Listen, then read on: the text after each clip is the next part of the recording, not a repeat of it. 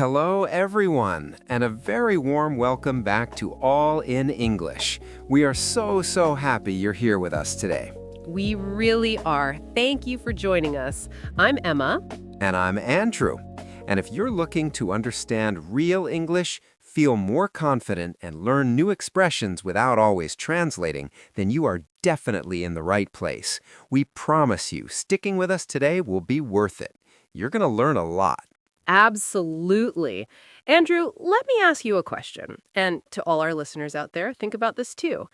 Have you ever felt like a deer in headlights when someone asks you a question in English? A deer in headlights. That's a good one, Emma. For those listening, a deer in headlights, meaning someone who is very surprised and cannot move or speak, means you feel so surprised or scared that you just stop. You can't move, you can't think. Exactly. You know the words, right?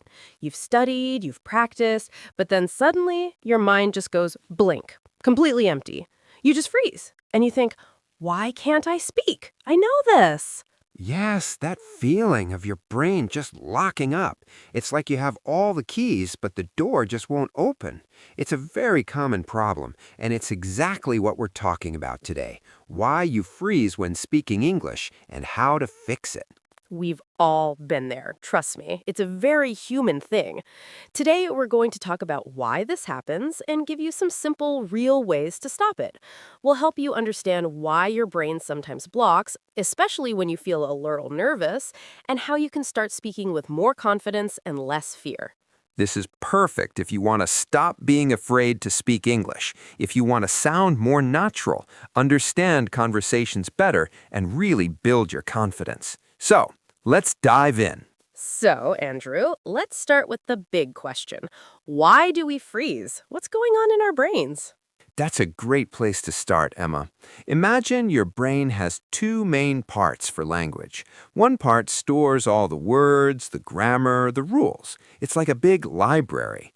The other part is for speaking, for putting those words together quickly. Okay, so a library for words and a factory for speaking? Exactly. Now, when you feel nervous or maybe a little bit stressed, your body has a natural reaction. It's called the fight or flight response. Have you heard of that, Emma? I have. It's when your body gets ready to either run away from danger or, well, fight it. Like if you see a big, scary animal. Perfect. And fight or flight, meaning your body's natural reaction to stress or danger, basically means your body prepares for danger.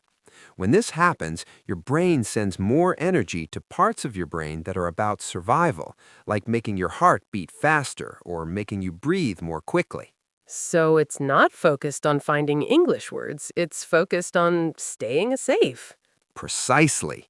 The part of your brain that's supposed to quickly find words and build sentences, it gets less energy. It's like your speaking factory has less power. It slows down. That's why you can't think of the words you know. It's not that you don't know them, it's that your brain is busy with something else. Wow, so it's not our fault. Our brain is just trying to protect us. That's a really good way to think about it. It makes me feel a bit better already. It should. It's a very human reaction. So, knowing this, how can we help our brains feel safer, feel calmer, so that our speaking factory can work better? Good question. My first tip, and this is a big one, is to accept that mistakes are part of learning. Andrew, you and I, we make mistakes all the time, even in our first language. Oh, absolutely. And sometimes I say things that make absolutely no sense at all. You do, you really do. But seriously, if you are always worried about saying the wrong thing or sounding silly, your brain gets stressed. And what happens when your brain gets stressed? It goes into fight or flight. It focuses on the danger of making a mistake, not on speaking clearly. Right. So try to change your mindset. A mindset, a B1 to B2 word, meaning a way of thinking, is just how you think about things. Change your mindset from I must be perfect to I'm learning and mistakes help me grow. When you make a mistake, it's not a failure. It's a chance to learn something new. That's really powerful, Emma, and it connects to my next point.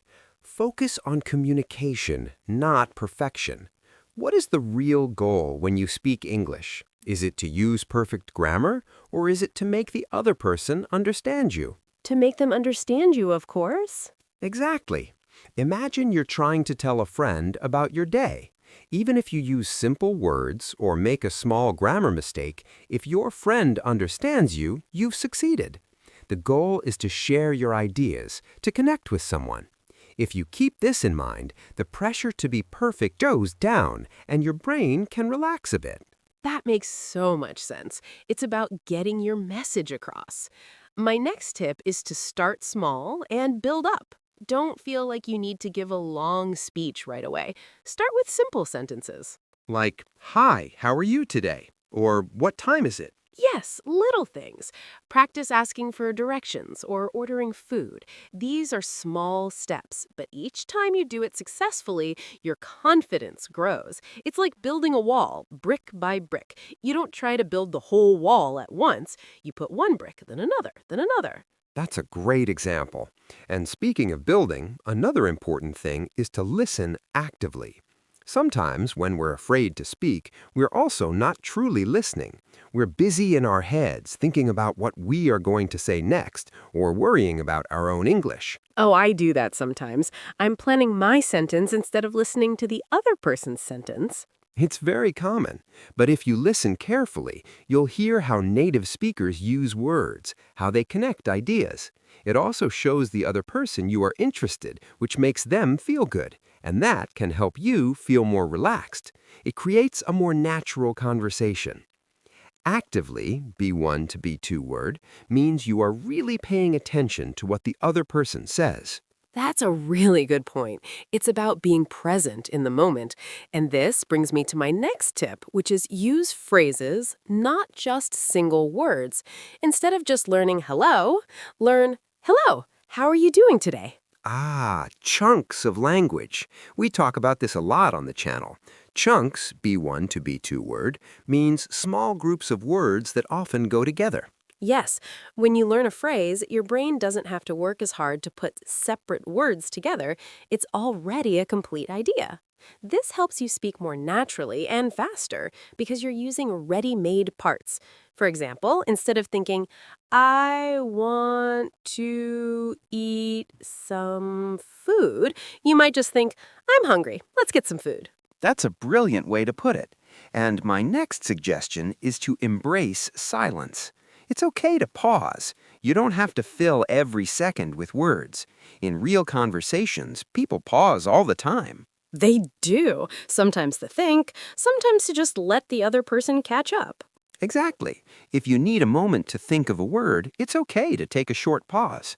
Don't feel pressured to speak immediately. Say, or let me see. These little phrases can buy you time and reduce that feeling of panic. Embrace, B1 to B2 word, means to accept something with enthusiasm. That's so true. And it also makes you sound more thoughtful rather than someone just rushing through. My final tip for today is practice regularly, but also rest. Learning a language takes time and consistent effort. Consistent effort means you do it often, not just once. Yes, practice every day if you can, even for 5 or 10 minutes. Read a short text, listen to a song, or try to say a few sentences out loud. But don't forget to rest. Your brain needs time to process everything you've learned. Trying to learn too much, too fast, can make you feel tired and stressed, which, again, makes it harder to speak. Find a balance between working hard and taking breaks. A balance, a B1 to B2 word, means an equal amount of two things. That's really important. It's not about being perfect, it's about being a little better than yesterday. Give yourself credit for every small step you take. So, Andrew, we started this episode by talking about that feeling, that deer in headlights moment when your mind goes blank and you freeze when speaking English. Yes, that feeling of knowing the words but being unable to say them. The good news is you don't have to feel that way forever. It's not a permanent problem. Right. We learned that your brain freezes because it's trying to protect you, going into fight or flight mode when you feel nervous or worried about mistakes. But we also learned that we can help our brains relax. You absolutely can. You don't have to be perfect, just a little better than yesterday. Every small step you take helps. Keep practicing, keep listening, and keep being kind to yourself. You are learning something amazing, and that takes courage. All right, let's quickly review some of the key ideas we talked about today to help you stop freezing when speaking English. First, remember, accept that mistakes are part of learning. It's okay to make them. They are your teachers. Then focus on communication, not perfection. The goal is to be understood, not to be flawless. Flawless, B1 to B2 word, means perfect. We also said start small and build up. Start with simple sentences and conversations and slowly add more complex ones. Don't forget to listen actively. Really pay attention to what others are saying. It helps you learn and it makes the conversation feel more natural. And use phrases, not just single words. Learning chunks of language helps your brain put ideas together more easily. Remember to embrace silence. It's okay to pause and think for a moment. You don't have to talk all the time. And finally, practice regularly, but also rest. Find a good balance so your brain has time to learn and recover. These are all simple but powerful ways to help you speak with more confidence and less fear. We would absolutely love to hear from you. We really want to know more about our wonderful listeners, so we have a simple question for you today. Where are you from? What country are you listening from? Tell us in the comments below. Write in English. No worries about mistakes. We love reading them. It's a great way to practice. If you enjoyed this video and found it helpful, please give us a thumbs up, that's a like, and subscribe to All in English if you haven't already. We release new videos almost every day to help you understand real English. And if you know someone who also freezes when they speak English, please share this video with them. You might really help them. We want to help as many people as possible. Thank you so much for staying with us until the very end. We truly appreciate you being part of our community. I'm Emma. And I'm Andrew. And this is All in English. We hope you all have a wonderful week, and we look forward to seeing you in our next video. Bye for now.